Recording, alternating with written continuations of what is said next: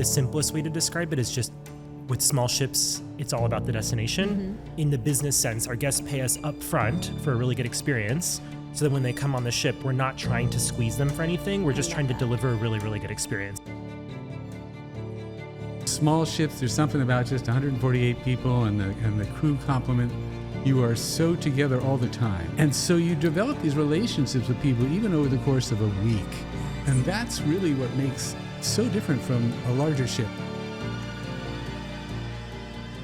All have said it loud and clear. You want to learn more about Windstar sales too. So I thought we would start this episode with our very own Jess Peterson. Welcome, Jess Peterson. Hello. Because if there's anyone who knows where itineraries our ships do, is the person who plans them. And so Jess, welcome. Thank you. It's good to be here. Oh my God. So we're going to have a lot of fun with Jess today because we have a lot of fun actually planning our itineraries, and there's a lot that goes into planning the itineraries. There's a lot of technical things, but there's also a lot of knowledge around what our guests want to do. And I know you're doing a lot of great things. So before we get started, can you tell us a little bit about yourself? What exactly do you do here at Windstar, and how long have you been at Windstar? Yeah, so I'm the director of itinerary planning. I've been back at Windstar for maybe a couple months, but I say back on purpose because I was here 2015 through 2019 in basically the same role. Okay. So I'm super excited to be back. Yes. And so this is not your first cruise brand that you've worked for? No. I've worked before this in between. I worked for an expedition brand, and it was super fun to work in the expedition space. And I also love small ship luxury as well. As you can tell, I'm kind of a small ship person. I really like the small ship area of cruising. And what about small ship cruising? Why is that different than itinerary planning for a big cruise line? I mean, I think the simplest way to describe it is just with small ships, it's all about the destination. And with big ships, you're sort of moving a floating resort around.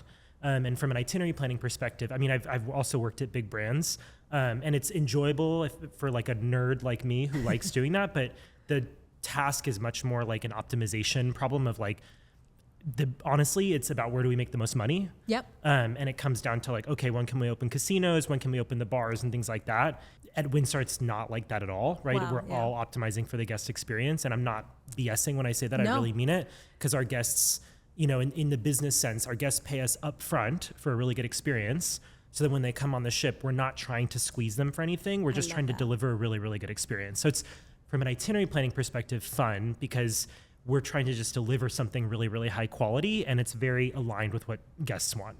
Amazing. And I love that you said that because, you know, a lot of people say we put the guest at the center of everything that we do. Everybody says that. Everybody says that, but it's a different thing saying it, and another thing is actually doing it and, Totally. and breathing that. And I know that happens on board, and you see that on board because our crew delivers an exceptional experience for our guests.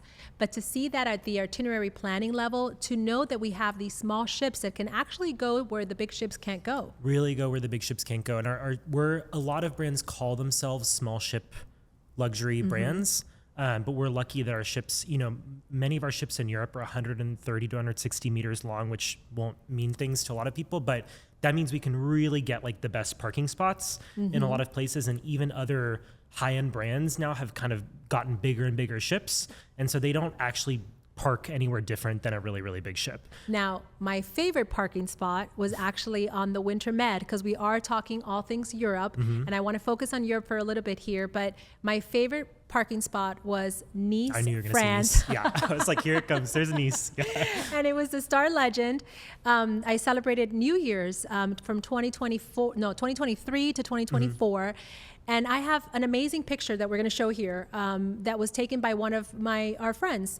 And he's like, I'm going to charge you for this one because it was so good. He had gone up to the church that's up there, and he took this phenomenal picture. And here we are with our motor yacht next to all the other yachts in Nice, France. Yeah, often we're like, I would say parked because it's just kind of more normal, but like we're with all the other little yachts, or it's very common that we're like in downtown. You just walk off the ship and you're just in the city, which sounds normal if you haven't been on a cruise before, but I can't tell you how many times when you're on big ship cruises, that's just not the case. Not the case, yeah. And so you're dock there in the city center of Nice, France, and you can go and enjoy Nice, which is absolutely beautiful. You can come back to the ship. Oh, I want to just rest for an hour. It's like a hotel, right? Yeah. You get to treat your ship like a hotel, which is, especially in Europe, there's so many good places where we can do that. And we overnight there. Mm-hmm. And so Yeah. you can actually take the train to go to Monaco. Totally. Or just go off for dinner. You're like, oh, I want to break from the ship for the night. Just go out for dinner by myself and come back. And Yeah. it's just easy to come off It's and on. easy. It's so easy. And I think that's a word that comes through, you know, why do you love Windstar? It's just easy. I know Totally. that I'm going to book a cruise in this itinerary or a region of the world that I've always wanted to sail on or sail through. And I know someone has curated that itinerary in a very spectacular way. Totally. And so that someone is actually here with us, Jess. So thank you for that. With a big team, I should say. Yes. Yeah. Oh my God. It does take a village, Yeah, right? because It does. people always look at me like I'm the person who knows everything, and I know a lot over, by doing this job, but we work with a team of people who are responsible for all the kind of little parts of the destination experience, and we all work super, like I speak to them every day on the phone, and together we create this amazing product. Because one person couldn't possibly do this, Yeah. Yeah. So tell me about your first experience with Windstar. So you talked about being an expedition brand and the larger ship brands, and then, being in Windstar for a little bit and then coming back. But what was that very first experience at Windstar? So my very first Windstar cruise is on the Star Pride from, it's called the Gaelic Explorer. It's a cruise we still offer today. It's from Dublin to Edinburgh. And it was such a good introduction to the brand. It's not really your standard introduction to the brand. There was no beach barbecue. It was kind of more mild weather. But I think every single place we stopped, with one exception, Inverness, which is not even that big of a place, but every place was tiny. It was like super, super small. And there were just places that other ships would never, even if they can physically get there, there'd just be nothing for 2,000 people to do. Right. And so it was just an incredible experience, and also just deep immersion in Scotland and Ireland, Okay. which I also loved. It taught me a lot about what like a core Windstar product is very few sea days. And you don't just stop in one place in Scotland, you stop in 5. Right. So that you can really experience the destination. It's almost more like being on a road trip or something, where you get to go to all these different places and experience them, but you have the convenience and the kind of luxury basically of being on a very nice ship. Well, and what I like to say is you unpack once Yeah. and visit multiple destinations, because we all know Europe is phenomenal in that you have so much culture, so many different countries that you want to visit once you're there. But, lugging a luggage around or going shopping and, here I go again talking about shopping, but, lugging a luggage around is actually very inconvenient, even Totally. if you're staying at a, amazing hotel. And even if you're staying, going first class on that train, you still have to lug around luggage. Yeah. And sometimes we just move the ship 20, 30 miles. Yes. Like we're not even moving that far. So, other times we were moving farther to really cover some distance, but that gives you kind of the ability to wake up in a new place and not have to drive anywhere. And we're just in this, beautiful new port that it just feels like you kind of turned your head and suddenly the world is entirely different, Yeah, and you just actually made me think about a question that I didn't have, but I want to talk about sea days, because I think that's a great point that you've just made. You have, itineraries that you plan 7 days where you're no sea days, right? There's a reason how you plan that, the embarkation port, the debarkation port, so that our guests can have the maximum amount of in-destination experience. But then you have itineraries where actually sometimes we're relocating ships, and our guests love that they have 3, 4, 5 days. Totally. at I personally sea. like sea days, Yeah. So tell me a little bit about that and how that goes into play in your planning. A big reason I'm in this business is because I just like being on ships, Yes. right? So it's like a hard experience to describe. And I did sailing when I was in high school. I just like being on the water and being on ships, and especially when you have multiple sea days in a row, you really settle into this rhythm. You just kind of wake up late. For me, sometimes I'm working, so I'll work on the ship and I'm just in my cabin and I'll go get a coffee. But it's just so beautiful. Yes. And really relaxing. And then you kind of realize, like, even though our ships are very small, there's still a gym. There's, different lectures and things like that you can do. It's not, I'm not going to pretend that it's, there's go-kart tracks and There's things not a like that. casino. You There's mentioned not- that. there's not a casino, but it's a very relaxed environment, and all the other guests are there too. Yes. Right. So people are pretty social, especially on sea days. And we have Starlink, so Wi-Fi is pretty good. And you talked about something that I've seen, a big trend in cruising, and that people used to think the small ship luxury or cruising overall was for old people, quote unquote, because I do believe, old is just a mindset. It's not an age. And so what I am seeing is more and more, this is a great opportunity for somebody writing a book, creating a business plan, wanting to disconnect. Totally. And just go and, really relax. And it doesn't matter their age. They don't necessarily have to be retired anymore because of the fact that you're staying connected even out at sea. Or you can do kind of what I call like cheating, where you go for a week vacation. Yes. And you might work for 2 days of it, and then you only take a couple days of it. The weekend you don't have to work, and you only take 2 or 3 vacation days, right? I love that. And so then you kind of can time it so your days at sea, or if there's a time difference, you work it out so that you're kind of online when you need to be. And I agree with you. I think it's a really good opportunity. So I wouldn't call it a cheat day, because when I'm on board like you, we're usually working. But what I love about being on board in Europe is that during the day, you get to enjoy the day, because Europe is usually between 6 to 9 hours ahead of the US and Canada. And you enjoy your excursions, you go about the day, and then by evening, 3, 4, 5 o'clock, you're now connected. And then you have your day's work.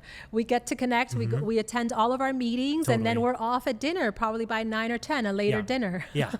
Which I would not recommend, but if you need to do it, you can order room service. I've done this. I've done this too. Our complimentary 24/7 room service. Which is surprisingly good, because it's the same menu as the dining room. Yes. Yeah. And so you order room service, we all know you're all still the online. room service tricks of being on the ship. And then you can just go for a nightcap out of the lounge. A real when you're secret, done. which I'm probably not allowed to say, but you can cut it if you want to, is we won't cut it. Sometimes you can order room service to other parts of the ship. Yes. I heard about this. Yeah. And sometimes some people may not, let's just put it this way. People may not always say yes to you, but it's worth a shot. And sometimes you're like out on deck, you're working, and you're like, I would really love a cheeseburger right here. Yes. And right here, I want the cheeseburger. It's very hard. Yeah. So I would not cut that, because I want to talk about our crew, and our crew keeps coming up. I think, this is the X number of episodes and segments, and our crew has come up every single one. And I will tell you that I'm sure there's not a lot of things that they'll say no to, right? If it's legal and it's to ensure that you're having a great time, they really do bend over backwards to do that. And they're just so pleasing. Or you could be sitting out by the pool or out at the yacht club, and all of a sudden just have your favorite coffee show up. And sometimes it's surprise and delight. Sometimes you don't even have to ask, and they come and they deliver. And that, I think, is so special as well. Yeah. Okay.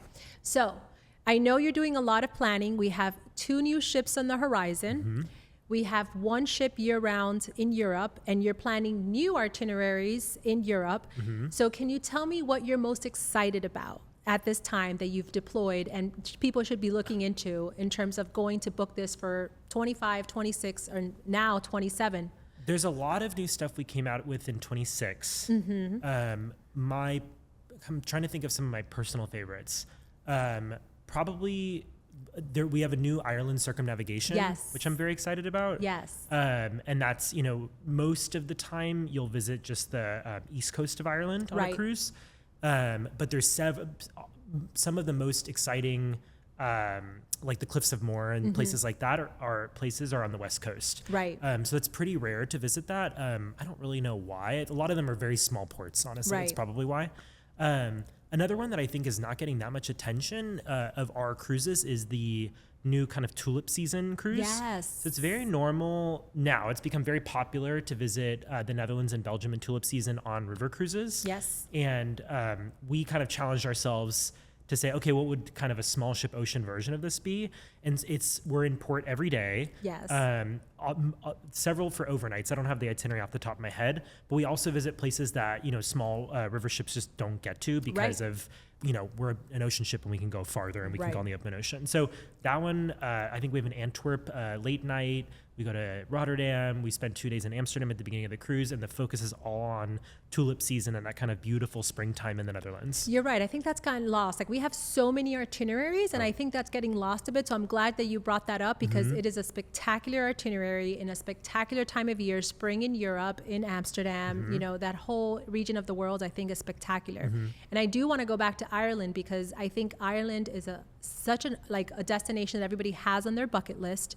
And when you go travel to this destination, you want to see the most of this. Yeah. Just like Iceland. We circumvent Iceland as Yeah. well. And I think that's pretty spectacular. Agree. Yeah. And even if you've been to Ireland, chances are, like I went on vacation to Ireland a year ago. I didn't go to any of the places, or actually one of the places that we're going to go to on this cruise. So chances are that this is going to get you to some really remote places that are just kind of a pain to get to, especially if you're afraid to drive on the other side of the road. Yeah, no, absolutely. And can I give, since we're talking about new destinations that you've planned out that I'm excited about, I have two. Since did you mention one or two? Two. mentioned Yeah, two. yeah. The Okay, so I'm Netherlands gonna and mention Ireland. two. Yeah. Two. Yeah. One is definitely the shore cruises out of London, because Yes. our ships Yeah. are small enough to go through the Tower river, the Bridge. Tower Bridge. Yeah. And we have iconic images, which I'm sure we'll show here in the cut, of our ships sailing out of London. So you can literally, I mean, the flight to London is from anywhere, Yeah. right? Yeah. Probably very easy to Yes, get to. super easy. And then all of a sudden you can just get on a ship and leave from London. Yeah. Yeah. And you don't have to transfer to Dover, Southampton, or any of Right. those other places that, yeah, and we've timed those, or we've tried. It's tidal, so every cruise is different, but most of the cruises will either arrive or depart in a way where you can do the river transit in daytime. Yes. And kind of get to see all that. Because it's a thing I think people don't fully appreciate is they say we have small ships, we get to dock in these really interesting spots, but the process of getting there is often really interesting. We go through locks, or we sail up a river, or it's like very scenic because it's super narrow waterways. And our guests, even if they didn't expect that, in surveys, we see that they're like, oh yeah, I actually love that. That was like one of the highlights of the cruise, was to just watch how they navigated this ship through this canal or whatever. And even the people who live in London, by the way, like I've actually been in a cab in London and talked about, oh, you know, I work for this cruise line. Our ship actually goes through the Tower Bridge, and they're like, oh, that you're the cruise line, because not a lot of cruise lines do Yes. that. I think we're one of the very few, because a lot of ships are just getting bigger and bigger and Yes. not being able to transport. Yeah, yeah. And my second one, I know where this is going to be. Can I guess? Yes, go ahead. Southern Italy. Yes. I'm not going to talk about Europe and not talk about Italy. And why would I love that destination? I mean, you can speak for, because we've had this conversation, obviously. I'm the Northern Europe person, and Janet's the Med person. I love the am. Med also, but I'm Northern Mrs. Europe's Mediterranean. Like, yeah, exactly. Like literally Yeah. Mrs. Mediterranean. I married into Italian, so I just love the Mediterranean. And I love Norway. You know? do, Yeah. you do. Yeah. And so, yes, I'm super excited about those, but we won't talk too much about that. And then the other one that I'm super excited about, but we won't say anything about it, Right. is the President's Mystery Cruise. Yes. Yeah. Which we can't. We cannot, we will not, but there are still suites available for the really? I President's didn't know that. Mystery Cruise, Okay. because It's selling super well. super fast, and it's sailing now in April. And I love that, because we talked about our guests several times, and we always talk about, you know, our guests create a community amongst themselves. You know, you come on board and you spend 7 days with the same 300 people, and it's not like the big ships where you don't see the same people Yeah. during the week. No, you get to make friends, and it's, Yeah. you know, people, it's really beautiful how this community is created during this cruise. And so, you know, it was really amazing. This cruise actually came about because we were in Tahiti Right. on the Star Breeze, and we got hit with a cyclone, and you will be hearing about the story in our next episode about Tahiti. And we basically didn't know where we were going, but we had a blast. We were, you know, escaping a cyclone. Wonderful thing though, when you're on a ship, Right. that's the best time to evade Right. bad weather. And so we thought this concept, like, how wouldn't it be wonderful for us to get a cruise, invite everybody over, not tell them where we're going, because this is not for those of you who like to plan every single detail. No. This Yeah. is for you to You have come to on be board. excited to improvise. Yeah. Yeah, and trust Windstar. So if you trust Windstar, what we've been talking about, and you're ready to kind of go on this adventure with us, with our president, who also does not know where we're going. Right. And chances are we've chosen it. So chances are, even if you're pretty well traveled, or if you've been on many Windstar cruises, you probably have not been, maybe you've been to one of these places, but you probably Right. haven't been to all of them. Oh my Yeah. God, I'm so excited. Yeah. Yeah, I'm also excited about that one. Okay, so I know that we've talked about where you've been, what you've planned. What is next? So where are you sailing next? I know you do a lot of scouting trips. Right. So I want to this hear one's about that. kind of a weird one because it's also not really a scouting trip, but our most popular destination is Tahiti. Yes, And I've never been. right. So I'm going to Tahiti to just learn about it. And we're bringing more capacity to Tahiti. And I'm just completely, I mean, I've learned about it as much as you Yes, can from from a afar. textbook. But yeah, exactly. And by talking to many other people in our company who've been there.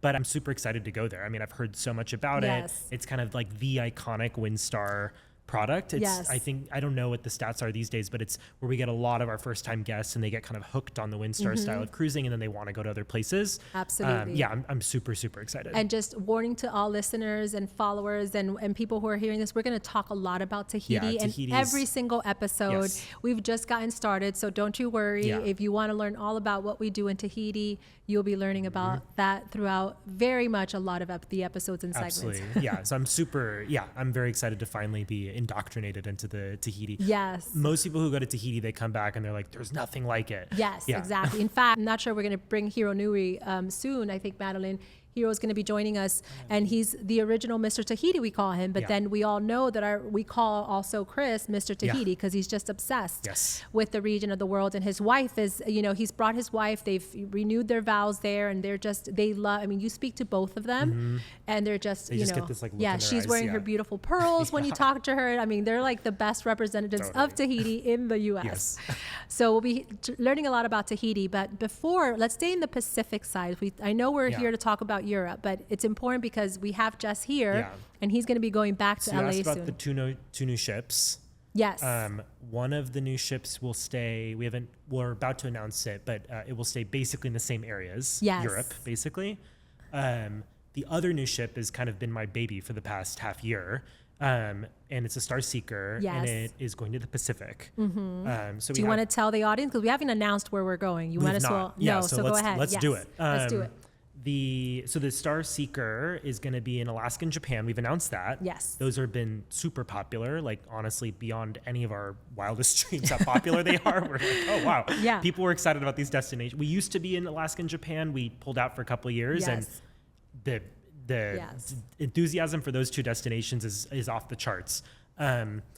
We're about to, in September, I flew with one of my colleagues, Melissa, who I'm sure will be here at Yes, some point. she is absolutely She's on the list of coming. one of those destination Yes. experts that I work with. So the two of us traveled together to, after a lot of consumer research, asking our loyal customers, travel advisors, etc.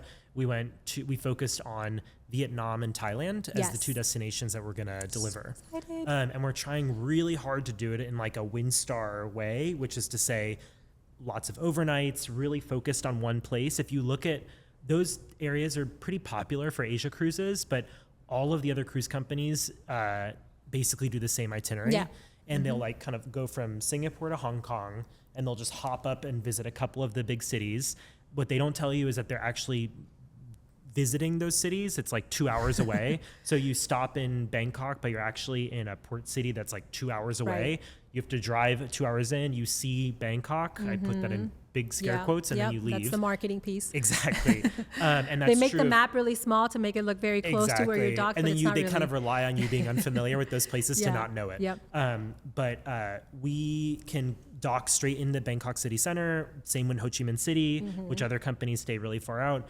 We're also doing turnarounds in places that are not as common, Right. and that's very much on purpose. So you can still get there with good airfare and good flights, but it's to get people in the destination, and then Right. we're going to offer really, really good cruise tours in those places. Yeah. So rather than start in Singapore, we'll be starting in Bangkok and Hanoi. Yep. And in both of those places, then people can either stay in Bangkok and Hanoi and Phuket, and then we're Yes. going to offer these really great pre and post cruise tours in Hanoi. We'll just keep people there for a couple days. Angkor Wat is another one from Bangkok, and then a place called Chiang Mai in northern it. Thailand, all of which are not places that you go on a normal cruise. Right. No.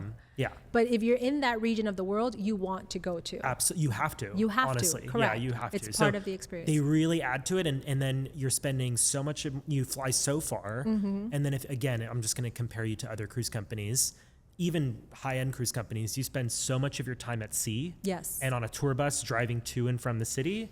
And we're trying to really focus on getting people into the destination and really immersed, and spending much more of their time kind of in Vietnam and especially Thailand, kind of learning about the culture. Yeah, and it's so important because you already spend a lot of time arriving there Yeah. via flight, Yes. right? It's a long. So once you're there, and most of us, we don't have the luxury of being there for a month. Yeah. So we have 10 days, we have 7 days, we have 14 days maximum. You want to make sure that you take advantage and you see as much as you can. And ours are so much more. It's this is going to make it. I'm going to caveat this. Ours are just much more dense. Yes. With content basically. And choice.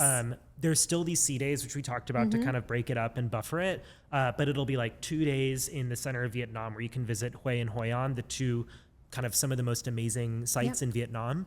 And then we'll have a sea day after it so you can relax. Right. So it's like you might have to wake up at 6 or 7 in the morning if you want. I mean, it's a choice, but I definitely would recommend it to go do that full day tour to the amazing sites. And then you get back on the ship and you're like, okay, I have a day to relax. And then we do a river transit up into Ho Chi Minh City because we dock in the middle of the city, and it just goes on and on like that. Amazing. Oh my God, I can't wait. These are the products they're like I said, they're like my babies. Yes. I'm really excited about these. And you know, for travel advisors or guests listening in right now, you've just gotten the Jess details of these itineraries, because we'll, you know, have marketing materials and we'll send out our announcements, but this level of detail that you've provided, I sincerely appreciate. I know I'm sold, and I hope our guests are sold as well. So this has been incredible. And every segment, I'm ending it with the one question that I think for, you know, everyone, whether you're planning your next cruise on Windstar, but really for those of you who are, you know, really want to take the plunge, literally, and take a Windstar cruise, if you had to recommend one itinerary to our guests, our future guests, which one would it be? I think it'd be my personal favorite Windstar cruise that I've been on so far was on the Windstar. Okay. In Costa Rica in the Panama Canal. Okay. So this is one of these. This is the Spirit, but it's a sister ship to this one. Yes. I love the small sail ships, especially. I think Andreas or somebody on a different episode was talking about like, oh, if you like the suites versus the sail ships. I obviously like the suites on the all suite ships, but the sail ships are amazing. They're super small. The feeling of just kind of going out at night and seeing the big masts kind of moving and looking up at the stars is incredible. And then Costa Rica, Panama, 7-day cruise. I can say this because I did not develop this itinerary. I think it's like the perfect itinerary. It's a 7-day cruise. You visit 3 different places in Costa Rica, or maybe 2, that are like wet landings, very remote, kind of like an eco-tourist style. Yes. It's very adventurous. So, I mean, anybody can do it, and we'll help you do it in a very kind of soft adventure way, but this is not like big corporate ports in the Caribbean, right? Yeah. And so you're visiting national parks in Costa Rica, then we do our island experience in Panama, and then you visit Panama City, where you have an opportunity to see the Panama Canal from the land side, and then the next day, the ship goes through the Panama Canal. Amazing. Because you're on such a small ship, the sailboat is cool, and you're really like in the canal. You're sometimes the walls of the canal kind of rise. You're looking directly at them. So it's in my opinion, it's a really amazing way to see the Panama Canal. That does sound And it's amazing. all in a week. Amazing. Most Panama Canal cruises are like 2 weeks. Right. And they spend, again, a lot of time at sea. You're kind of just getting to and from. This is like a really dense cruise. And did you do the water sports platform? That was the other thing. A couple different opportunities of just jumping off the back of the ship, and you kind of like look up. The water's like perfectly, not too warm, not too cold. And you're like, this is crazy that I get to do this. Yeah, and I don't think we talk enough about the water sports platform experience. I know you and I talk a lot about making sure that we have a lot of destinations that offer guests the experience where when they are relaxing on board our ships, you're on a sailboat, you want to be able to jump off a ship, you can with Windstar. And I think like that, sometimes people think water sports, they think, oh, water skiing or whatever. Yes. And I don't know how to water ski. I just like jump, and I don't even swim that much. I just like jumping off the ship and kind of swimming around, and there's always a lifeguard there. I mean, it feels very easy, very safe, and it's a really crazy experience to get to do that. Yeah, no, I love it. I do think it's something very unique because, again, having been on many cruises and different cruise ships, and the fact that we have a water sports platform, because just like you, I love ships, I love water, I love to swim in the water, whether that's the Mediterranean, Caribbean, Tahiti, Costa Rica. And so to get that, I mean, it's really great. That's amazing. And you feel very connected to the destination. Yes, absolutely. So unique and different. So this comes to the end of our segment, but thank you so much. I know you all have truly enjoyed it. And if you have any questions for Jess, he will be back. Don't you worry. This will not be the last time Jess is back. He's always filled with so much information. In fact, I always learn so much from him, and it really gets me excited to see that, all the places that we're going to. We are obviously getting 2 new ships, which allows us to go to so many more destinations. And so we hope today you've been inspired, like I have been, by Jess, and we thank you all for being here. Thank you, Janet. Thank you. Now, on our second segment here of Year-Round Europe, I have a very special guest with me here today. And now this gentleman is also a cruise lifer. He's actually been called Mr. Alaska at one point in time. I remember when I was introduced to him as Mr. Alaska. And he not only has worked with Windstar, but he has been on board our ships for personal reasons as his personal vacation 6 times, I believe that is, in the last 2 years. So he is a fan. And I love to talk to him because he really gives the perspective, having been on so many cruises and traveled the world in his lifetime, on what really sets Windstar apart. So let's welcome Mr. Paul Allen. Welcome. Thank you, Janet. Pleasure to be here. I am so excited that you're here because I truly just enjoy geeking out with you a lot. And I remember when I joined a little bit over a year ago and I met you, we have these prolonged conversations about your personal experiences. And when I think about our Yacht Club members, I think about people like you because you are truly that mindset that we always talk about. And you know, you're a traveler, you love to explore new destinations, you're an adventurer, but you have your standards as from comforts. And I know you travel with your lovely wife and you've traveled with your lovely family. So can you tell us, let's start with which was your very first Windstar cruise? Very first cruise was Tahiti on the Spirit. Oh, the back Spirit. In 2019. Okay. And it was in the fall, in November. It was my wife's birthday, which worked very well. And beautiful cruise. Tahiti is a very special place. It is. And the Spirit, I love the small ships. Yes. I love all the Windstar ships for various reasons, and I know them all well. But the small ships, there's something about just 148 people and the crew complement. You are so together all the time. Yes. Whether you're at dinner meeting people or at the show meeting people or on excursions meeting people. Again, you're seeing the crew over and over, whether it's breakfast, lunch, dinner. And so you develop these relationships with people even over the course of a week. Yes. And that's really what makes so different from, a larger ship. And I was in the cruise industry for, well, let's just say I'm in my 5th decade. And so I've seen ships of all sizes, worked with other cruise companies. But when you're on a small ship and you meet people back and forth, the relationships that you create, it's very special. And, Yes. it translates from cruise to cruise. Just this past year, we were on a cruise in Scotland. Okay. And when we boarded the ship, there were crew on that ship that had been on another ship that we'd seen in the fall. And it was hugs and tears and laugh, and it was just great to see them. And it's a very special way to develop relationships, both with the guests and with the crew. Yeah, absolutely. Now, I know that you've talked about Tahiti, but I would love to talk to you a little bit about Europe because, as you know, about a year and a half ago, we had to make the decision of keeping our ship year-round in Europe, and it was probably one of the best decisions that we've made. And so I would love to hear from you, what sets Windstar apart in Europe, because a lot of cruise brands these days, there's a lot of tourism in Europe, and in fact, it's gotten a little bit of negativity because of the overcrowdingness and, sometimes the heat. So can you talk about, from your perspective, why Windstar in Europe? Why travel? We have a great selection of itineraries, whether it's a 7-day Greece or one of my favorites was round trip or circumnavigating Sicily. Yes. From Rome. We just did Barcelona to Lisbon. Mm-hmm. So there's just the opportunity to sail between these iconic places, but at the same time see places you wouldn't normally go to. I remember we were in Sicily, and on one of the shore excursions, some of the best preserved Greek temples are in Sicily. Who knew, right? Mm-hmm. And so we're taking this excursion, and there's like 8 temples in a row in the Valley of the Temples and in Agrigento.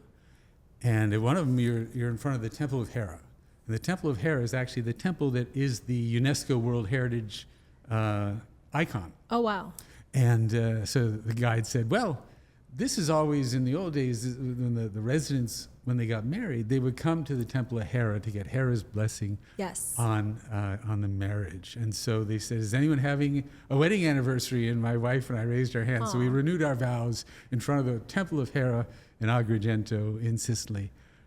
But again, just one of those places where you're hitting 3 or 4 different ports that it's just you and a couple of, a couple of hundred people off the Windstar ship seeing the sights, and it just makes it so much easier to experience some places you would never get to on the larger cruise lines. Yes. So great, that was a great experience. Yeah, no, and I know we just had Jess in the previous segment, and he talked about, my favorite destination being the south of Italy. And you talked about the influence of the Greek. It was the Magna Grecia. And in fact, they found these Greek gods, these statues in the south, and they're now in Reggio Calabria, which will be sailing there in 2026.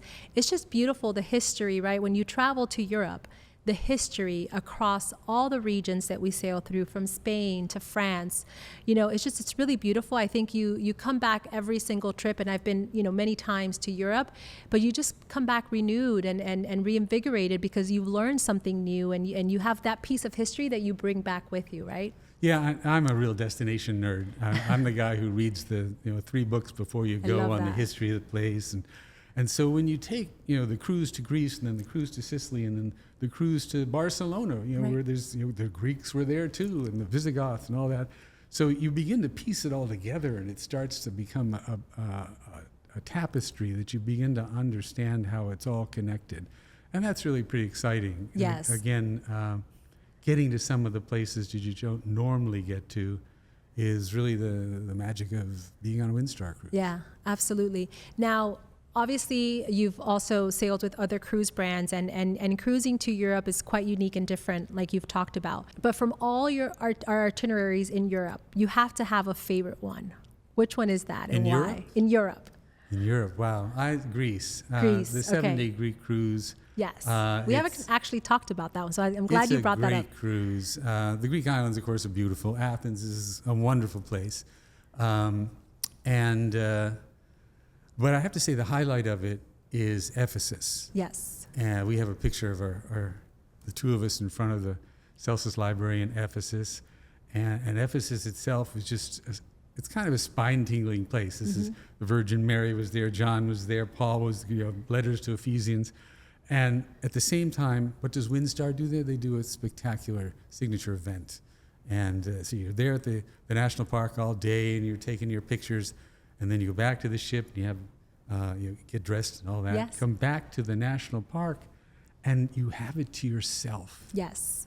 And what an incredible experience, because this was the San Francisco of 0 AD. Right. And a very important place. Mark Antony, Cleopatra. The names just go on and on, right? And when you come back in the evening, what was really funny, we got off the buses and we walked through the gates, and we're walking through the ruins. And of course, the first thing you're getting is a glass of champagne. Mm-hmm. Well, I walked right past the champagne, and I just ran right up the main street of Ephesus because I had it to myself. Right. Complete. Right. And the sun was coming in at that golden hour, and I got pictures of all the best ruins of Ephesus in that afternoon sun, and not a soul Right. around. And then walked right back down the hill and had a spectacular dinner in an incredible location. Yes, and heard some spectacular music while having your dinner. And I think that's really important to note, because you do have other brands that go to Ephesus. We're the only ones that have an actual dinner. They shut down the entire place for us. In fact, I was just there. I got to experience the Ephesus experience during our 40-year anniversary. So Windstar just celebrated 40 years. And it was pretty spectacular. We had guests from both the Wind Spirit and the Star Legend, and it was actually the largest hosted dinner we had done in Ephesus. And I cannot tell you how many yacht club members were there, and new to brand guests who had never sailed with Windstar. And this one lady mentioned to me that she was, during the day in her tour, and that she was mentioning to the tour guide, "Hey, I'm going to be at Windstar having dinner in the Ephesus in the Celsius Library." And the tour guide said, "No, that's impossible. They shut down at 5." And she's like, no, they have this event. So some of the local tour guides don't even know that we do this. It is so special. And I know we have a long-standing relationship with Turkey and the people in that region of the world. And it is truly spectacular that we're the only cruise lines that offer that. Well, and when we were there, the Minister of Tourism thanked us from the podium. And it's a very special relationship with Turkey. And that's... Greece and Turkey have had their issues over the last 2,000 years. So it's kind of fun to have that as a part of the Greek cruise also, because again, you start to think, well, Homer, Trojan War, all that. Right. It begins to add up. You begin to Bring see it how to it all life. comes together. Everything that we've learned in the textbook, right? Everything that we've learned in school and those history classes just really comes to life. Well, and particularly you're on some Athens or Greek island, and you see this stuff carved in stone in the statues, and these people lived that. We learned it as a mythology. It was like kids' stories, right? It was their life. Yes. It's very different to have that understanding of it, and you really get that when you're in Patmos or Mykonos, or it's a great cruise. It is, and I think I always say, travel is a force of good in this world, and I think it allows us to see different cultures. It allows us. We're talking a lot about history, but I think cultures that still exist today, right? And seeing the Turkish really open up their land to tourism, and how beautiful it is to explore these cities and towns that have so much history, but to learn about their culture that's still very relevant today. Yeah. And I think that is the best education we can provide our children. And I know your daughter, talking about her, and my sons are teenage boys, but if you can invest in anything, we see so much multi-generational travel. If your kids are older, they're teenage years and they're college, there's no better education that you can give them than the gift of travel. Drag them around the world, yeah. Yeah, Exactly. and I think, I know then when you come back home, my kids I've been very fortunate to be able to have them travel at a young age. They can connect when they're sitting there in their classrooms. I've been there, right? I've been to Austria, I've been to Germany, I've been to France. And so they can connect those historical stories that they learn about in school to the places they've actually visited. And I think that's something that's special. That's the best gift. Let's stop buying things for our children and buy them the gift of travel. That's what I say. Exactly. Buy Windstar cruises. Yes. Now, you talked a little bit about Tahiti, and I know we're mainly focused on Europe, but you talked a little bit about being on board the Wind Spirit when she was in Tahiti. She was sailing in Tahiti for many, many years. And in February, we brought the Star Breeze to Tahiti as a motor yacht. And now the Wind Spirit is sailing, around the world in the Caribbean and in Europe. So our guests were very upset because as you've heard already in these various segments and episodes, our guests love, to have the choice of the sail ship or the motor yacht. So can you talk a little bit about what we're doing in 2027? Yeah. Yes. Yeah, it's very exciting because we're bringing the Star back to Tahiti. It's the sister of the Spirit. And again, the small ships, that intimate experience is just so special. Tahiti is a very, very special destination. And I'm one of those, I'm not a real beach person myself, but I love nature. Yes. And so sometimes my perspective on a destination like that's a little different than most people who want to just sort of snorkel and see the beach. But I was vice president of Alaska touring for one of the major Alaska tour company cruise lines for many, many years. And nature kind of speaks to me. For me, Tahiti is the chance to see the earth breathing. And without getting into some crazy lecture on it, if you were to Google Earth, Right. Bora Bora and St. Thomas or Maui. I mean, you think about, let me go on a great warm weather destination. Those are probably three great places to go. But what you'll see very different between St. Thomas and Maui, you see the island. But if you Google Earth into Bora Bora, you see the island ringed by the reef and the lagoon. Right. And that is such a distinct experience among all these South Polynesian islands that makes it so different. That, if you've been to Hawaii, you think you've been there, done that. This is different. Yes. What's happened here is that the mountain came up through the water, the reef grew around it, the mountain eroded and left the lagoon because the reef stayed there. And so it's almost a sense of the earth breathing. You get a sense of the earth's history moving, the kind of experience you would have in Denali or Alaska, where you get a sense of being with the earth. And that's a very special aspect of a Tahitian cruise. It absolutely is. And what I also know is that I've heard this from guests who were on board with me in Tahiti, was the fact they feel like Tahiti was very much Hawaii 40 years ago.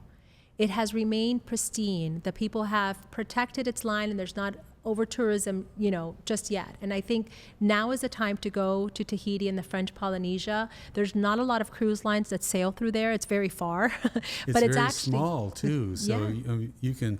There are a couple of cruise lines will cruise by and go to Bora Bora on their way from, New Zealand to California. But for us to be there with 2 ships. So you have your choice of the yacht, the Breeze, or the small Star in 2027. And they're 2 different experiences, but among these islands, again, they're so distinct from the other islands of the world. Yes. That's what it makes Tahiti special. Absolutely. And you don't have to be on your honeymoon to go to Tahiti either. No.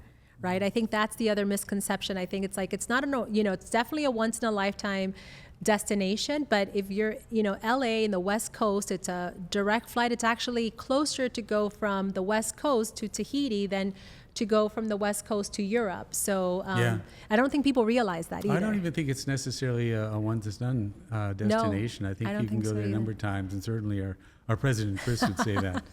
Mr. Tahiti. Mr. Tahiti, yeah. Yes, no, absolutely. Now, you talked about your role with Alaska, and I wanted to, I couldn't have you not here and not talk about Alaska. We have the Star Seeker, which we're bringing back to Alaska in 2026.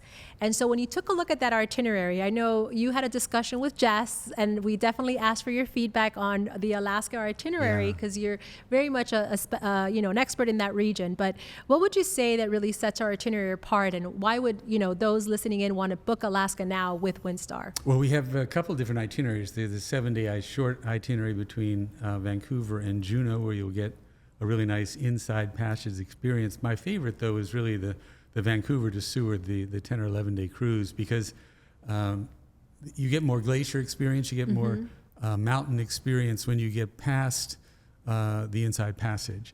You hear a lot about Glacier Bay, but when you swing out of Glacier Bay and you get to Hubbard Glacier, I was the vice president of marketing for Alaska for 6 years, and my favorite experience in Alaska is being on a ship in front of the Hubbard Glacier in Yakutat Bay. When you have a wall of mountains 12,000 feet tall, you have this stunning glacier that's 5 miles across and 40 stories tall, and it's coming down from the 2nd largest mountain in North America, which is in fact the 2nd tallest mountain, is actually the largest mountain in North America. You are in the wild. Yes. There's seals on the ice floes, and you're this small ship, and that's one of those times in cruising when you feel insignificant to the world and the nature around you, because you are dwarfed by this incredible nature. So that's one of my favorite experiences. We do that on our 10, 11-day cruises, but then you get up to Seward, to Kenai Fjords, which is also stunning scenery, glaciers and mountains, again, and the marine wildlife there. We call it the Denali of marine wildlife. Yes. But then the other thing Windstar does is it has a cruise tour in Alaska.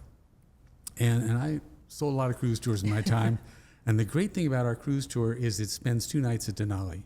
And that gives you the opportunity to get into the park, because not all even the major companies giving major cruise tours up there are actually pretty intent on getting you through their hotels and to the airport and gone. Thank you very much. And that was your experience. We, on the other hand, you want to take your time when you're seeing natural wonders in Alaska. You want to be in the right place at the right time to see that sunset, to see that bear. You got to take your time to do that. And our tour is an evenly paced tour through Alaska, and it's amazing. Just really nicely put together. So I highly recommend the long cruise and the cruise tour. It's just a fantastic way to do Alaska. And we sail from May to about September. Yeah, actually, we come in sort of after the early season, and we leave before the late season. Right. So there's the right time to be in Alaska, as opposed to when all the other cruise ships are up there and the weather's not so good. Right. We're there in the peak. Yes, and also lots of daylight, right, to be able to enjoy. Yeah, exactly. Particularly in the middle of the summer, it's going to be daylight at 11 o'clock at night. So. Amazing. Well, Paul, thank you so much for being here. I'm so excited that we got to have you here and have you speak about your experiences with Windstar. But I do need to ask you the very last question that I've been asking all of our guests, and that is, for everyone listening in, first-time cruisers specifically, if you had to recommend one cruise with Windstar where they should start off at, because once they take this cruise, they're just going to fall in love and want to go and travel the world with us every single time, what cruise or destination or itinerary would that be? Well, again, I highly recommend the Greek cruise. It's a great 7-day, incredible experience in a beautiful destination, round trip Athens. Take that, get that Windstar experience in Ephesus. It's probably that and Tahiti. It's a toss-up. Okay. Love, All right. love those small ships. All right. So take a coin. One side, head, Tahiti, tails, Greek Isles. Flip it over, and that's the one that you're going to want to book. I think so, yeah. Thank you so much, Paul, for being here, and I can't My wait to pleasure. welcome you back. Hopefully Okay. this will not be your last time. We have lots to talk about, and if you have any questions for Paul, if you want him to come back to talk about anything else and explore any other region of the world, let us know in your comment section. Thank you all.